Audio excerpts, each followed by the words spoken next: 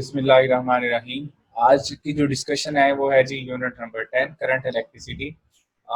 इसमें जो question number 1 है बेसिकली ये नेक्स्ट यूनिट से आ गया है। ये इसमें जो है वो मैं इसे सॉल्व करवा देता हूँ। ये बताया हुआ मैग्नेटिक फील्ड और side a long straight conductor जो है ये इसके लिए फॉर्मूला होता है। जस्ट फॉर द रिवीजन जो है वो आप इसको कर लें। B is equal to mu naught I over 2 pi R. और आर यहाँ पर जो होता है it is distance from the wire होता है। ये 2 पाई आर में डिस्टेंस फ्रॉम द वायर, तो B inversely proportional to R है। इसका मतलब है यहाँ पर जो आंसर है आपका वो बीटा बनना था 1/r। सो ये वाला जो क्वेश्चन है इसके मार्क्स अगर आप काउंट नहीं भी करें कोई इशू नहीं, क्योंकि नेक्स्ट यूनिट से आ गया था गलती से, क्योंकि कैपिटल आर था तो आई सपोज के ये रेजिस्टेंस का क्वेश्चन है तो गलती से उस क्वेश्चन बैंक में ऐड होगा। खैर नेक्स्ट जो क्वेश्चन है जी इसमें कहता है कि ये बताएं कि a series circuit consists of a battery with internal resistance जो है उसकी internal resistance क्या है R and external resistance capital R. These two resistances are equal. R is equal to R.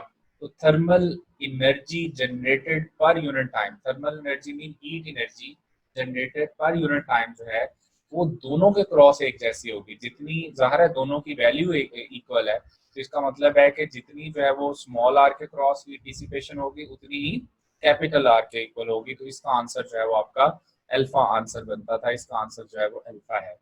तो चूंकि हीट जनरेट क्या होती है पर unit time I square R के इक्वल, क्योंकि दोनों की रेजिस्टेंस सेम है तो पावर डिसिपेशन भी सेम होगी। तो आंसर आपका क्या बनता है जी अल्फा।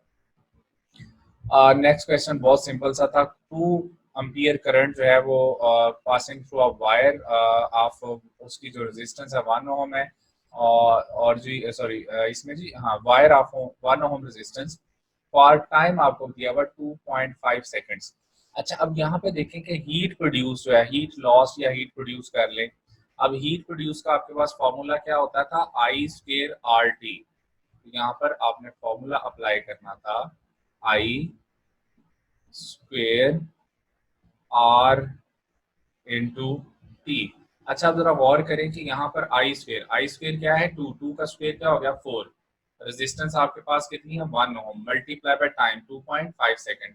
तो 2.5 मल्टीप्लाई बाय 4 जो है वो आपके पास आंसर कितना आना था 10। सो आई स्क्वेयर आर टी वाला फॉर्मूला आपने अप्लाई करना था और आंसर यहाँ से आपके पास जो है वो चार्ली यानी 10 जूल बनना था। आई होप सो कि ये भी सबका करेक्ट होगा। नेक्स्ट क्वेश्चन की तरफ चलते हैं जी। कहते हैं जी एक इफ अ वायर जो है of length L and resistance R is cut into 4 equal parts. और सिंपल है जी, हम हमें पता है चूंकि आर जो रेजिस्टेंस होती है वो हम कहते हैं डायरेक्टली प्रोपोर्शनल टू लेंथ है। अगर आप उसको 4 इक्वल पार्ट्स में कट कर रहे हो तो इसका मतलब है हर एक की जो रेजिस्टेंस है वो r/4 हो जाएगी। इसमें आंसर जो आपका कौन सा बनता था डेल्टा आंसर जो है बनेगा। Answer is delta r/4। Next question है जी इसी तरह से क्वेश्चन नंबर 5। और आई होप सो कि ये भी सबका ठीक होगा क्योंकि मैंने आपको ये बल्ब के केस बड़े डिटेल के साथ करवा दिए थे। इसमें जी हमारे पास 40 वॉट बल्ब है, 60 वॉट बल्ब है, 100 वॉट बल्ब है। कहते हैं जी सबको 220 के साथ लगाया, सारे पैरेलल में कनेक्ट किए हैं। बल्ब मिनिमम रेजिस्टेंस चाहे सीरीज भी यहाँ कह देता ना। अच्छा अब यहाँ सीरीज, सॉरी उसने कहा सीरीज हो या पैरेलल हो। मैंने आपको कहा था जो बल्ब की जो रेजिस्टेंस है उसको फाइंड करने के लिए फॉर्मूला आपने एक ही यूज करना है और वो कौन सा था, R is equal to V square over P, यानी P is equal to V square over R वाला फॉर्मूला। तो यहाँ से ही हमने उसकी रेजिस्टेंस बतानी है कि किसकी ज्यादा है किसकी कम है। इसका मतलब है जिसकी पावर सबसे ज्यादा होगी उसकी जो है वो रेजिस्टेंस सबसे कम होगी, जिसकी पावर सबसे ज्यादा उसकी रेजिस्टेंस सबसे कम। तो यहाँ पर जो है वो उसने पूछा किसका है कि मिनिमम रेजिस्टेंस जो है वो किसकी होगी। मैक्सिमम पूछा मिनिमम पूछा, मिनिमम रेजिस्टेंस। अच्छा मिनिमम अगर पूछा है यहाँ पर तो मिनिमम का मतलब है जिसकी जो रेजिस्टेंस जो है वो सबसे सॉरी जिसकी पावर सबसे ज्यादा होगी उसकी रेजिस्टेंस सबसे कम होगी। तो पावर 100 वॉट, इसमें आंसर जो है वो चार्ली नहीं बनेगा। आंसर कौन सा बनेगा अल्फा। अगर यहाँ पर वो कहता है जी कि हमें जो है वो ये बताएं कि मैक्सिमम रेजिस्टेंस किसकी होगी, तो मैक्सिमम रेजिस्टेंस किसकी होगी जिसकी जिसकी जो है वो पावर मिनिमम होगी, जिसकी पावर कम होगी उसकी ज्यादा रेजिस्टेंस मैक्सिमम हो जाएगी, क्योंकि उसने मिनिमम यहाँ पर रेजिस्टेंस पूछी हुई है, इस वजह से हम आंसर जो है वो कौन सा करेंगे, अल्फा आंसर करेंगे। ठीक है जी, सो इसमें आंसर इज अल्फा। नेक्स्ट भाई, नेक्स्ट क्वेश्चन जो है इसमें, इसको चले बाद में करेक्ट कर लेंगे इसको। क्वेश्चन नंबर 6 जो है ये भी बड़ा सिंपल सा क्वेश्चन है जी। यहाँ पर स्पेसिफिक रेजिस्टेंस की बात की है उसने। अब जरा गौर से सुन लें। अगर आप में से किसी ने 1:8 या 8:1 आंसर निकाला है, उनको 11 तोपों की मेरी तरफ से सलामी।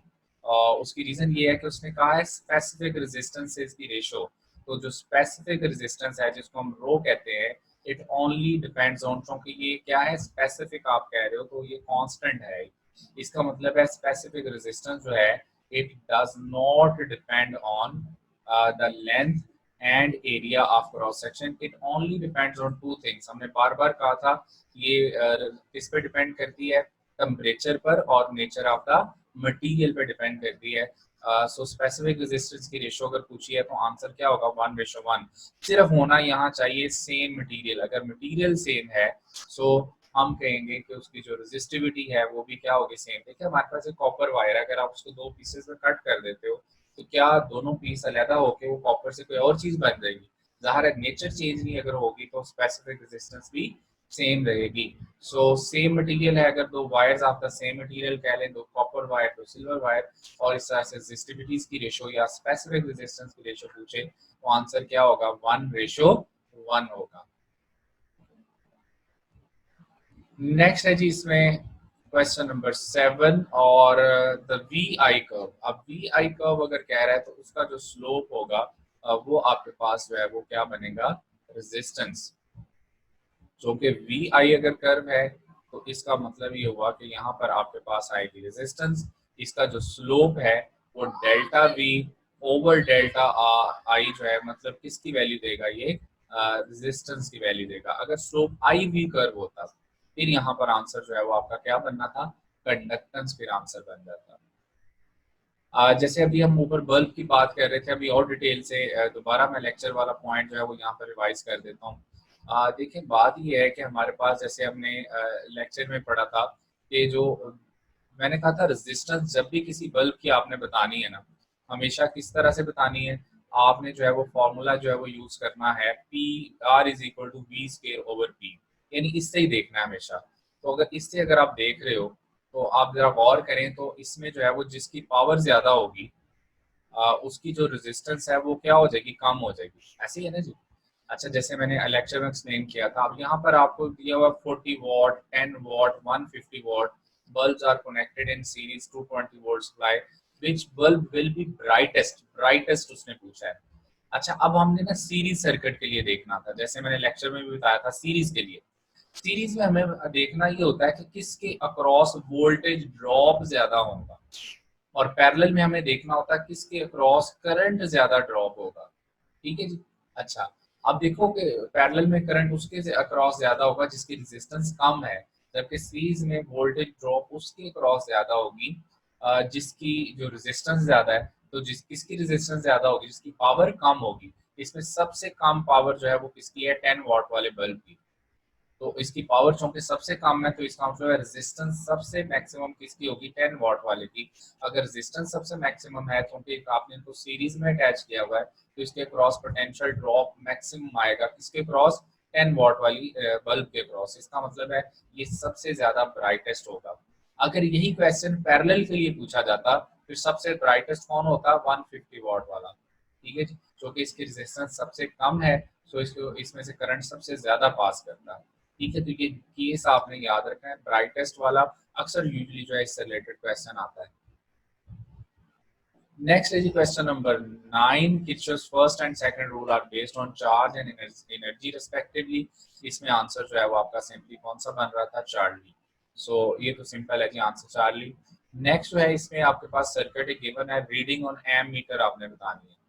अच्छा अब एम मीटर में रीडिंग जो कि ये जो है वो हमारे पास पैरेलल में है दोनों और रेजिस्टेंसेस पैरेलल।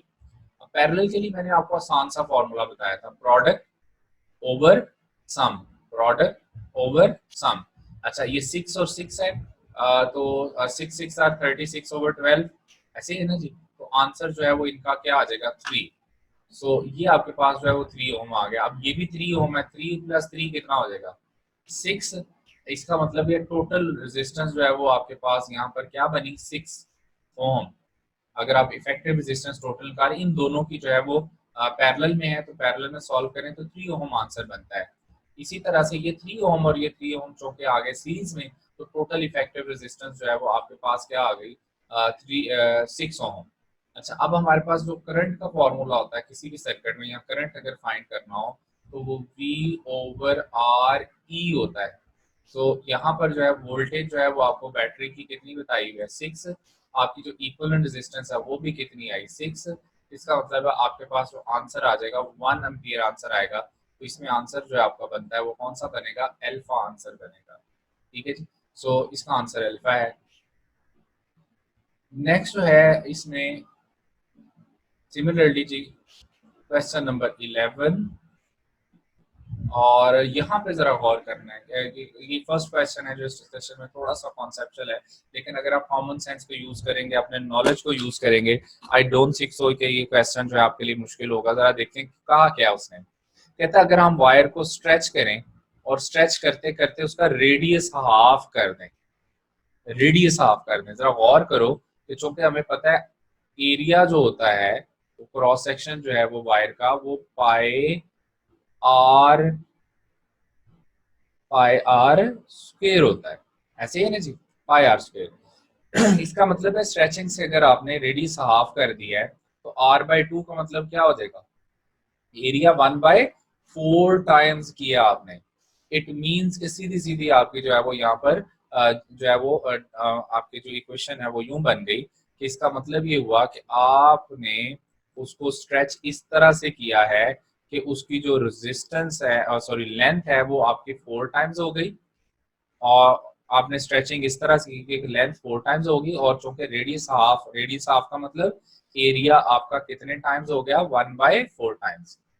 तो अगर जो है वो किसी वायर की लेंथ 4 टाइम्स होती है और एरिया 1/4 टाइम्स होता है, तो जाहिर है उसकी जो रेजिस्टेंस है वो 4 × 4 क्या हो जाएगी 16 टाइम्स जो है वो आपकी रेजिस्टेंस जो है वो ओरिजिनल का हो जानी है। तो अगर आपने स्ट्रेचिंग से क्या किया है, स्ट्रेचिंग से जो है वो रेडियस हाफ किया है, तो इसका मतलब है रेडियस हाफ होने का मतलब है एरिया 1/4 टाइम्स। और अगर एरिया 1/4 हुआ है तो जाहिर लेंथ उसकी 4 टाइम बड़ी होगी, फिर ही आपका एरिया जो है वो 1/4 टाइम्स हुआ है ना। तो टोटल जो इफेक्टिव रेजिस्टेंस है वो 16 times as that of original. इसका आंसर जो है वो बनेगा 16R। जिनका ये वाला करेक्ट है उनके लिए जी एक क्लैप अच्छी सी, और उनके लिए शाबाश। और जिनका रॉन्ग है वो दोबारा से इस कॉन्सेप्ट पर ऊपर गौर कीजिएगा। नेक्स्ट जो है जी इसमें क्वेश्चन नंबर 12 कहता है uniform wire of length R diameter D resistance R another wire length 4 time कर दी डायमीटर डबल कर दिया, तो resistance will remain same. Resistance जो है दैट विल रिमेन सेम। उसकी वजह क्या है कि हमारे पास जो रेजिस्टेंस है वो होती है रो L/A। तो इसका मतलब ये हुआ कि यहाँ पर आपने ना लेंथ उसकी क्या की है 4 टाइम्स। सो अगर आप लेंथ आप उसकी 4 टाइम्स कर रहे हो, लेंथ अगर आप 4 कर देते हो 4 टाइम्स हो गई लेंथ, और डायमीटर डबल करने से एरिया कितने टाइम्स हो जाएगा वो 4 टाइम्स हो जाएगा। 4 से क्या हो गया कैंसिल आउट, तो रेजिस्टेंस विल रिमेन सेम। तो देखिए एरिया जैसे होता है पाई आर स्क्वेयर, तो डायमीटर का भी तो स्क्वेयर होता है ना। तो उसमें जो है वो आपका यहाँ पर ना कुछ लोगों को बच्चों को पता नहीं अजीब सी कंफ्यूजन है कि अगर हम एरिया इज इक्वल टू लिखते हैं पाई आर स्क्वेयर, तो डायमीटर का हाफ जो है वो क्या होता है, डायमीटर का हाफ क्या होता है रेडियस। तो तो इसका मतलब ये हुआ कि मैं उसको जो है वो लिख सकता हूँ D/2, तो वो पाई/4 डी स्क्वेयर आ जाएगा। अच्छा, यहाँ पर ये जो आपके पास 4 है ना, it is the part of the formula, it has become the part of the formula, तो इसको आपने नहीं छेड़ना। तो एरिया डायरेक्टली प्रोपोर्शनल जैसे आर स्क्वेयर होता है, इसी तरह से जो है वो area directly proportional D square होता है। तो अगर डायमीटर डबल करोगे तो एरिया भी 4 टाइम्स होता है। इसमें आंसर आएगा आपका इट विल रिमेन सेम। तो इसमें आंसर जो है वो सेम रहेगा। नेक्स्ट जो है जी इसमें क्वेश्चन है जी 13, और that is also simple one जी। याद रखना है कि जब भी कोई energy source constant steady current दे रही है ना, इसका मतलब है उसकी जो इंटरनल रेजिस्टेंस है वो क्या है, जीरो है, यानी आइडियल सेल है। तो आइडियल सेल जो होता है वो कांस्टेंट करंट जो है वो प्रोवाइड करता रहता है। अदरवाइज जो है वो जो इलेक्ट्रिकल रेजिस्टेंस है, जो इलेक्ट्रोलाइट की जो इंटरनल रेजिस्टेंस होती है वो थोड़ा उसमें वेरिएशन आ सकती है। सो इस वजह से इसका आंसर जो है वो कौन सा, चार्ली। तो अगर कोई सोर्स ऑफ ईएमएफ या सेल जो है वो कांस्टेंट करंट जो है वो लोड रेजिस्टेंस को दे रहा है, इसका मतलब ये हुआ कि उसकी जो इंटरनल रेजिस्टेंस है उसकी वैल्यू क्या होगी, जीरो होगी। और तो E is equal to I R जो है वो कॉन्स्टेंटली जो है वो प्रोवाइड करता रहेगा ईएमएफ जो है। नेक्स्ट है जी क्वेश्चन नंबर 14। ये भी जो है वो क्वेश्चन, हाँ इसमें ये था, इसमें ऑप्शन में मिस्टेक थी, ये इसको करेक्ट कर ले। इसमें ऑप्शन अल्फा बन जाएगा, लेकिन उसमें जो है वो आपने वी नॉट ओवर टू इसकी जो बनेगी, जो ड्रिफ्ट वेलोसिटी है वो हाफ हो जाएगी। So, इसमें जो है वो ऑप्शन आपका जो है वो अल्फा बनेगा, लेकिन वो वी नॉट ओवर टू हो जाएगी। ठीक है जी। इसमें ऑप्शन जो है वो में मिस्टेक थी। अच्छा आप देखो कैसे, ड्रिफ्ट वेलोसिटी होती है I over N A Q, हमारे पास रेजिस्टेंस होती है रो एल ओवर ए। तो मैं यहाँ पर जो है वो आर की वैल्यू पुट कर दी रो एल ओवर ए, एरिया ऊपर जाके मल्टीप्लाई होके यहाँ पर देखें एरिया ऊपर चला गया, नीचे डिवाइड हो रहा है, तो एरिया एरिया से कैंसिल आउट हो गया, आपके पास ये फाइनल रिलेशन बन गया। अब चूंकि हमें इसको लेंथ के साथ रिलेट करना था, क्वेश्चन में उसने लेंथ के साथ इसको रिलेट किया हुआ है। तो अगर हम लेंथ डबल करते हैं यहाँ पर, अगर आप और करो तो लेंथ अगर हम डबल करते हैं तो ड्रिफ्ट वेलोसिटी जो है वो हाफ हो जाती है, क्योंकि drift velocity inversely proportional to क्या है, लेंथ है। इस क्वेश्चन को और आसान तरीके से भी किया जा सकता था कि अगर मैं यहाँ से इसकी वैल्यू ना भी पुट करूँ, तो मुझे पता है कि रेजिस्टेंस जो है वो डायरेक्टली प्रोपोर्शनल टू लेंथ होती है। तो अगर लेंथ डबल हुई है तो रेजिस्टेंस भी डबल हुई है, रेजिस्टेंस डबल होगी तो ड्रिफ्ट वेलोसिटी हाफ हो जाएगी। अब कुछ बच्चों ने कहना था कि यहाँ तो एरिया भी है, तो इस वजह से मैंने इसको सॉल्व कर दिया कि एरिया एरिया से कैंसिल आउट हो जाता है।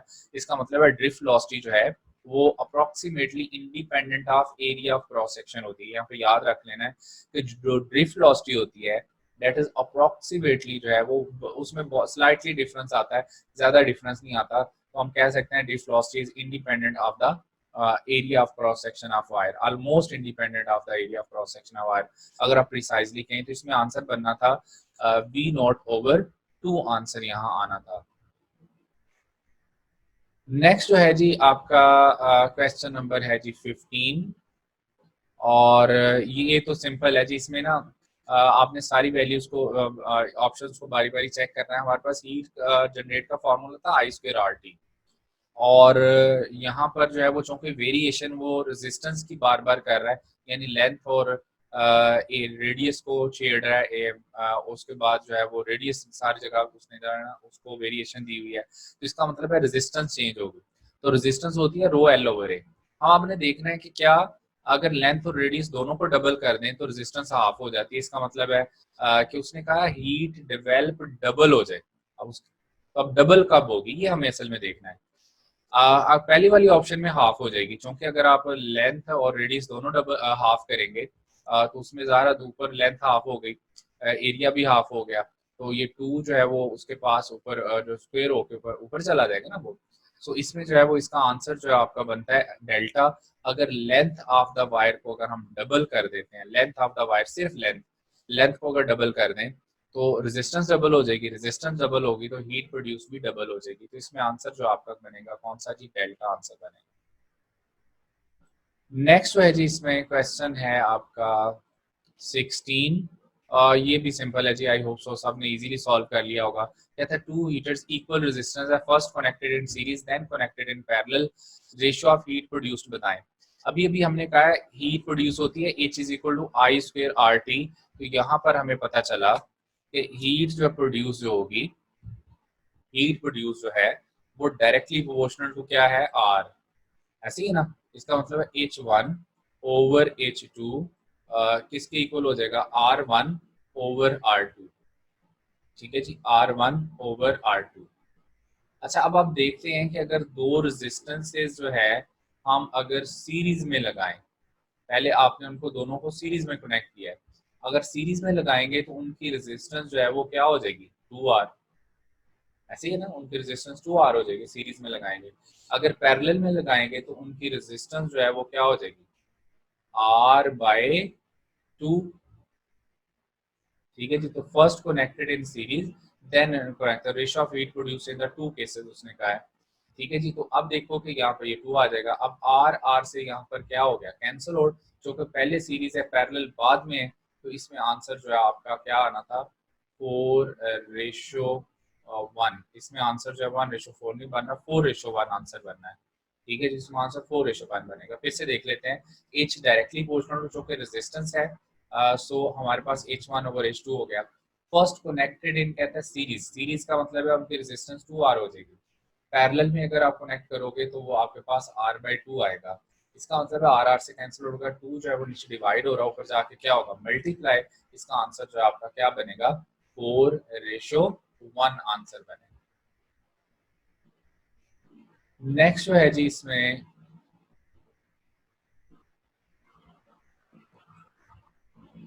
ओके जी, नेक्स्ट 17 जो है, इसमें जो है वो सिंपल है ये वाला क्वेश्चन भी। चूंकि पावर होती है V²/R, तो पावर डिसिपेटेड इन जो है वो, जो कि आपको रेजिस्टेंस से जो है वो किसमें दी हुई है, 1:2। तो अगर रेजिस्टेंस 1:2 है, चूंकि पावर और resistance inversely proportional to each other है, तो इसका मतलब है आपका आंसर, अगर ये 1:2 गिवन है, तो आपका आंसर क्या होगा, 2:1 आंसर होगा।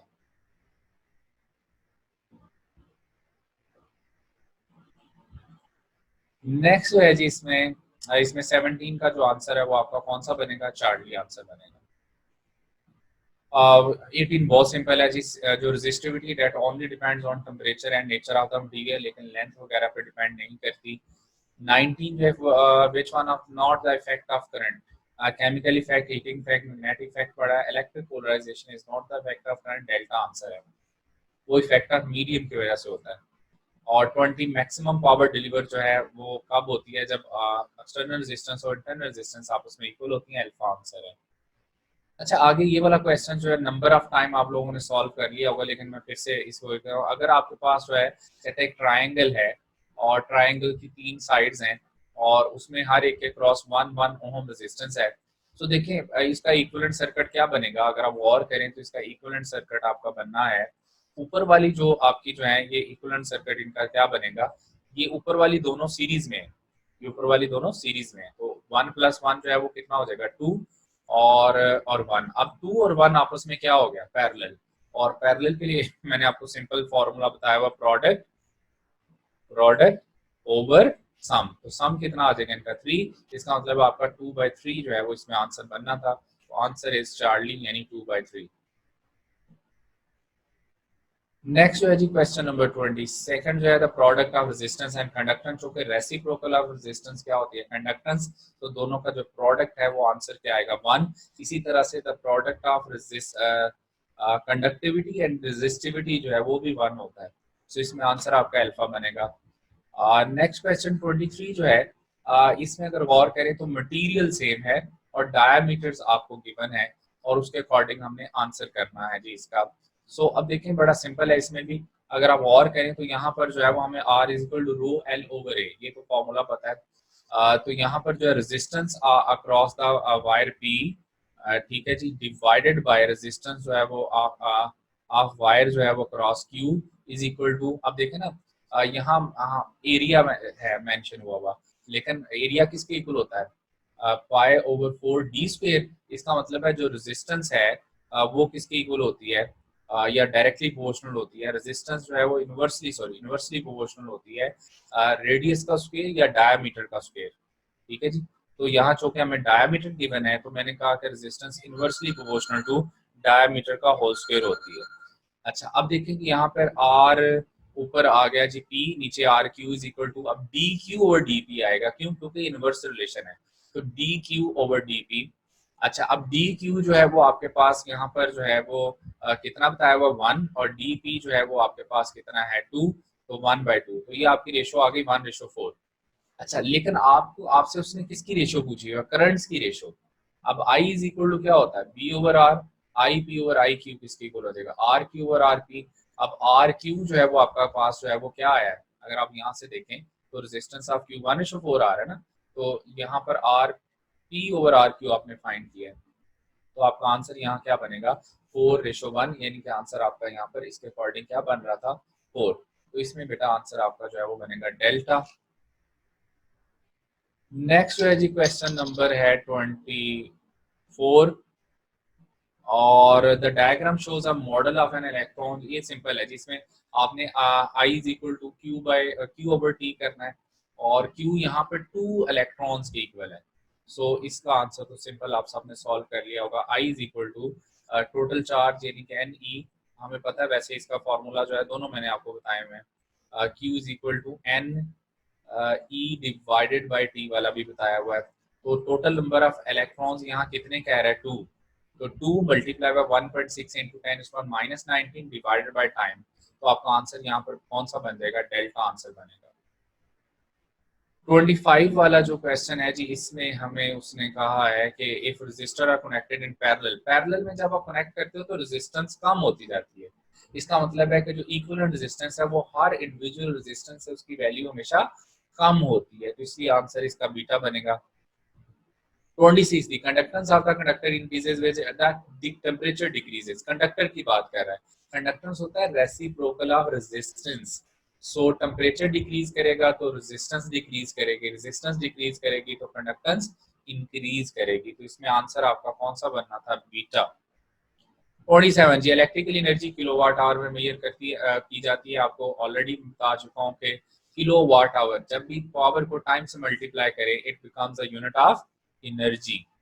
सो 20 इसका आंसर डेल्टा है। 28 जो है इसमें आपने इक्विवेलेंट रेजिस्टेंस कैलकुलेट करनी थी। बड़ा सिंपल है, ये तीनों अगर गौर करें ये तीनों जो है वो आपस में पैरेलल है, ये तीनों आपस में पैरेलल है। तीनों में करंट डिवाइड हो रहा है ना, इस पॉइंट पे भी करंट डिवाइड हो रहा है, इस पॉइंट पे भी करंट डिवाइड, तीनों आपस में पैरेलल है।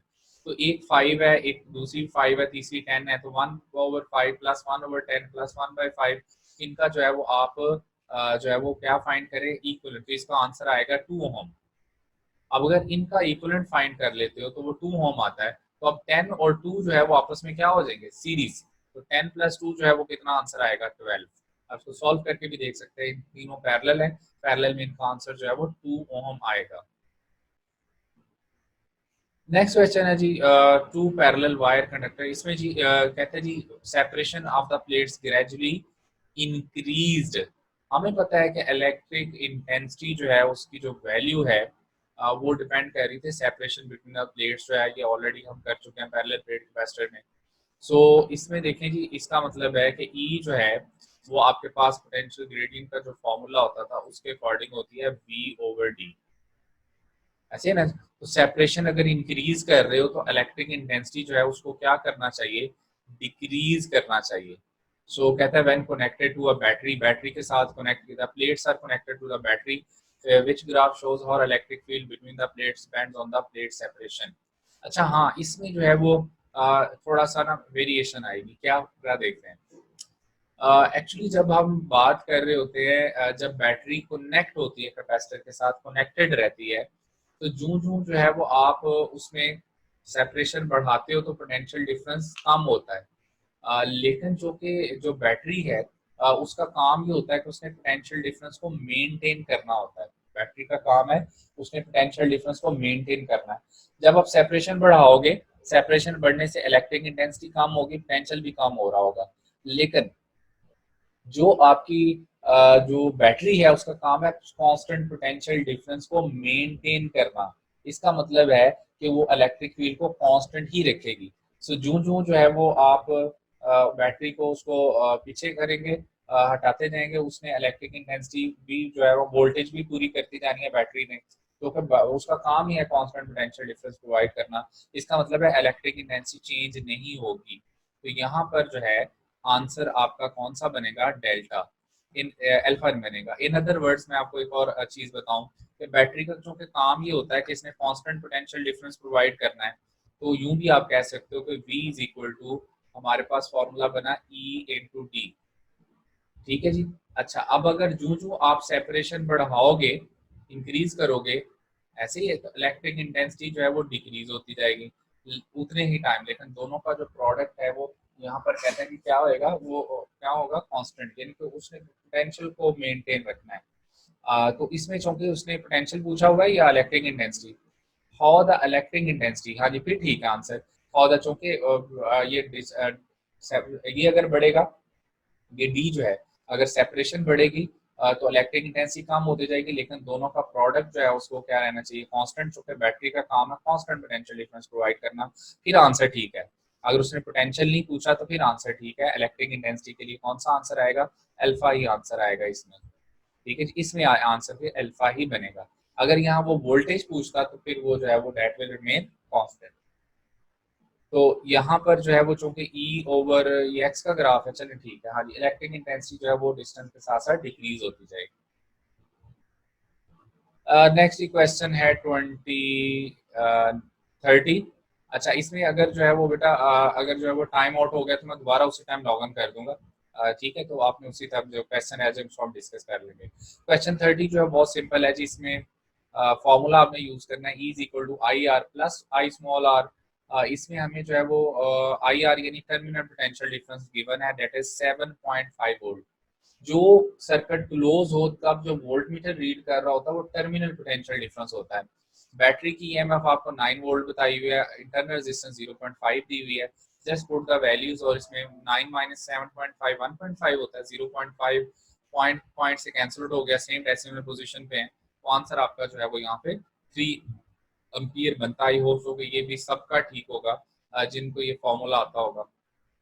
विच of the equation is used to define resistance, delta answer है इसमें। सिंपल हमने आंसर ही करना था जी, फॉर्मूला आप सबको पता है।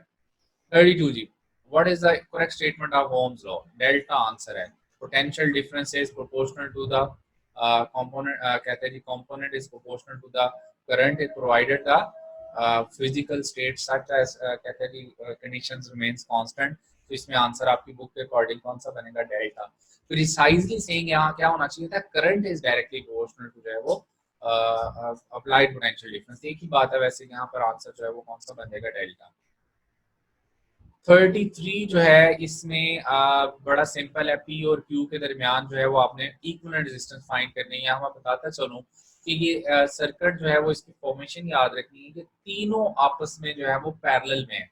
देखो इस पॉइंट पे भी करंट डिवाइड हो रहा है, इस पॉइंट पे भी करंट डिवाइड हो रहा है, इस पॉइंट पे भी करंट डिवाइड हो रहा है, मींस तीनों आपस में पैरेलल है। तो पैरेलल के लिए फॉर्मूला क्या होगा, 1/1 प्लस 1/2 प्लस 1/3। एलसीएम इनका 6 आएगा, इसको सॉल्व करेंगे तो आपका आंसर जो है वो 3/6 यानी 1/2 जो है वो आपका आंसर क्या आएगा, 0.5। तो ये तीनों को आपस में पैरेलल में रख के सॉल्व करना है। आंसर जो है वो आपका बनेगा अल्फा। नेक्स्ट क्वेश्चन है जी, तारा था कि देखिए बड़ा सिंपल है। हम चूंकि हमारे पास जो फॉर्मूला है, चूंकि उसने यहाँ निग्लिजिबल रेजिस्टेंस कहा है। अब निग्लिजिबल रेजिस्टेंस का मतलब है कि यहाँ पर जो अगर इंटरनल रेजिस्टेंस हो ये आइडियल सेल को रिप्रेजेंट कर रहा है। तो अगर R2 के क्रॉस हमें जो है वो पोटेंशियल बताना है, तो वो पोटेंशियल होता है V इज इक्वल टू हमारे पास I R2। ठीक है जी। अच्छा, अब देखो कि यहाँ हमें टोटल करंट बताना है। अब टोटल करंट जो होता है वो आपको मैंने बताया था, किसी भी सर्किट में जो टोटल करंट है, टोटल जो है वो वोल्टेज यहाँ पे जो ईएमएफ के इक्वल होगी। क्यों, क्योंकि निग्लिजिबल रेजिस्टेंस है, over R equivalent. R equivalent जो कि यहाँ दोनों क्या है, सीरीज में। इस वजह से यहाँ पर R1 प्लस जो है वो R2 इनटू जो है वो क्या आ जाएगा, जिसके क्रॉस उसने वोल्टेज पूछी हो। तो यहाँ किसके क्रॉस पूछी, R2 के क्रॉस, इनटू जो है वो R2 आ जाएगा। इसमें जो आपका आंसर है वो कौन सा बनता है जी, डेल्टा आंसर बनता है। सो क्वेश्चन 34 में आंसर जो है वो आपका डेल्टा बनेगा।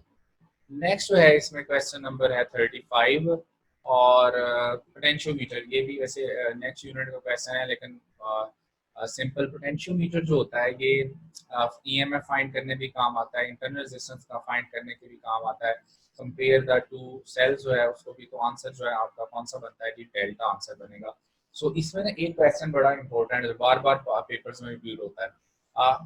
The device which is used to find the internal resistance of a cell, इसका आंसर जो है वो कौन सा है जी, चार्ली आंसर ही बनता है। ठीक है जी। नेक्स्ट जो है क्वेश्चन नंबर 36। हाँ जी, ये था कॉमन सेंस का क्वेश्चन, और आई होप सो कि आप सबने सॉल्व कर लिया होगा। यहाँ गौर से सुनना है। यहाँ मैंने आपको एक कॉन्सेप्ट बताया था शॉर्ट सर्किट का। करंट हमेशा उस पाथ को फॉलो करता है जहाँ रेजिस्टेंस निग्लिजिबल हो या जीरो हो। अच्छा, अब देखो कि करंट जो है वो इधर से आएगा, इस वाले रेजिस्टेंस में से पास करेगा। अब यहाँ पहुंच गया वो current.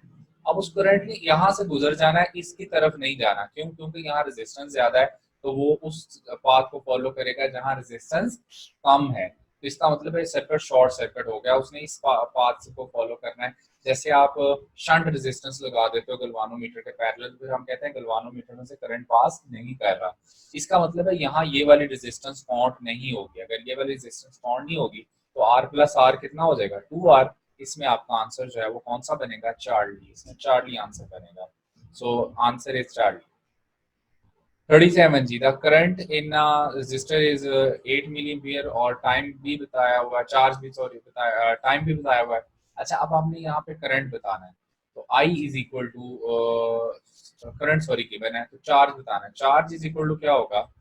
I multiply by T. तो करंट इनटू जस्ट आपने टाइम करना था, ए टू का क्या होता है 16, क्योंकि ये 0.02 है तो 0.16 मिली कूलम जो है। इसमें आंसर आपका जो है L5 बनेगा, और तो कोई नहीं बन सकता। नेक्स्ट है जी question number 38, that is also simple one जी। इसमें देखें करंट हमें ना इस रेजिस्टेंस के क्रॉस बताना है, ये 6 ओम वाला रेजिस्टेंस। सबसे पहले हम ना इस सर्किट का टोटल करंट हमें फाइंड करना पड़ेगा। अब टोटल करंट कैसे फाइंड करोगे? ये दोनों क्या है? पैरेलल में, तो इनका इक्विवेलेंट जो है वो जरा कैलकुलेट कर लेते हैं। प्रोडक्ट ओवर सम, प्रोडक्ट जो है वो इनका क्या आएगा? 6 3 आर 18 ओवर सम जो है वो कितना आ जाएगा? 9। आपका आंसर कितना आया? 2 ओम। ठीक है। अच्छा, अब देखो कि ये 2 ओम और 2 ओम जो है वो आपस में क्या हो जाएंगी? सीरीज में। इन दोनों का जो कॉम्बिनेशन आया है वो 2 ओम आया है, तो 2 + 2 जो है वो आपके पास जो है वो क्या हो जाएगा? 4। इसका मतलब है टोटल रेजिस्टेंस इस सर्किट की क्या होगी? 4। इसका मतलब ये हुआ कि total current in the circuit जो है वो आपके पास V over R equivalent. R equivalent आपका क्या आया? 4। टोटल करंट जो है इस सर्किट में कितना है? 3 एम्पियर। ठीक है, लेकिन हमें उसने ना टोटल करंट सर्किट का नहीं पूछा, उसने पूछा यहाँ पे करंट बताएं, आई इस वाली रेजिस्टेंस में से करंट बताएं। अब इसमें जो है वो अगर आप देखो, अगर पैरेलल की हम बात करें, पैरेलल सर्किट है ना, ये पैरेलल सर्किट, लेकिन ये पैरेलल है, ये आपस में जो है वो सीरीज में है। तो अगर यहाँ पर आप जरा गौर करें, अगर 3 एम्पियर करंट आ रहा है, तो मैंने आपको बताया था कि जिस रेजिस्टेंस के जिसकी रेजिस्टेंस ज्यादा हो उसमें से करंट कम पास करता है, जिसकी रेजिस्टेंस कम हो उसमें से करंट ज्यादा पास करता है। तो ये देखें, ये 6 एम्पियर है, ये 3 एम्पियर है। 6 जो है वो 3 का डबल है, इसका मतलब उसमें करंट हाफ होगा। इसमें आपका 1 एम्पियर करंट पास करेगा, 3 में से 1 इधर चला जाएगा, जबकि 3 में से 2 जो है वो 3 ओम के अक्रॉस जो है वो अंदर जाएगा। ठीक है, तो इसके क्रॉस ऊपर वाली जो रेजिस्टेंस है, इसके क्रॉस जो है वो कितना करंट जाना है? यहाँ पर 1 एम्पियर। जबकि नीचे वाली जो रेजिस्टेंस है उसमें कितना करंट जाना है? उसमें 2 एम्पियर। लेकिन अगर आप इसको सॉल्व करना हो तो वो सॉल्व भी कर सकते हो। आपको मैंने पैरेलल के लिए फॉर्मूले बताए हुए हैं। आई इज इक्वल टू, या इसको आप R1 कह लें, I1 is equal to V over R R1 हो जाएगा। ठीक है। अच्छा, अब वोल्टेज कितनी लेनी है? वोल्टेज ये 12 वोल्ट है ना, तो ये दोनों सीरीज में, ये 2 ओम और इनके कॉम्बिनेशन 2 ओम आपस में जो है वो सीरीज में है। तो 6 वोल्ट इसके इक्वल अक्रॉस ड्रॉप होंगे, 6 वोल्ट इन दोनों पे क्रॉस ड्रॉप होंगे। तो यहाँ वोल्टेज जो है वो क्या आएगी? 6। R1 जो है वो भी 6 है, तो 6 से कैंसिल आउट। आपका आंसर जो है वो कितना बनेगा? 1 एम्पियर। तो इसमें जो आंसर है वो आपका 1 एम्पियर बनना है इस वाले में। इसमें कितना बनेगा? 2 एम्पियर बनेगा। सो इस आई होप सो कि इसमें आंसर जो है वो कुछ बहुत सारे लोगों का ठीक होगा, अल्फा आंसर आता है। नेक्स्ट बहुत सिंपल है, इसमें सिर्फ जो है वो कॉमन सेंस यूज करनी थी। हमारे पास फॉर्मूला था 1/r is equal 1/r1 plus 1/r2 plus 1/x। तो कि तीसरी रेजिस्टेंस तो दी नहीं, हमें उसकी इक्विवेलेंट बताई हुई है। इक्विवेलेंट कितनी बताई हुई है? 3। तो 1/r यानी इक्विवेलेंट रेजिस्टेंस हमें 3 बता दी। 1/3 is equal 1/12 plus 1/6 plus 1/x। ये दोनों प्लस ना तो जाके माइनस हो जाएंगे। इसको सॉल्व करें, आपके पास आंसर 1/12। अच्छा, कुछ लोग पता नहीं क्या करते हैं, वो यहाँ पे आके छोड़ देते हैं। हमें उसने x का पूछा है, 1/x का नहीं पूछा। तो यहाँ क्रॉस मल्टीप्लाई करें, x कितना आ जाएगा आपके पास? 12 ओम आंसर आ जाएगा। सो और इसका आंसर जो है वो 12 ओम बनेगा, यानी डेल्टा। लास्ट वन जी, wire uniform cross sectional area, length 1 है, रेजिस्टेंस R है, cut into 2 equal pieces. The resistivity of each piece जो है वो क्या बनेगी, दैट विल रिमेन सेम, जो कि मैंने आपको बताया कि resistivity only depends on nature of the material and temperature. तो इसमें आंसर आपका अल्फा बनेगा, अल्फा आंसर है। ठीक है जी।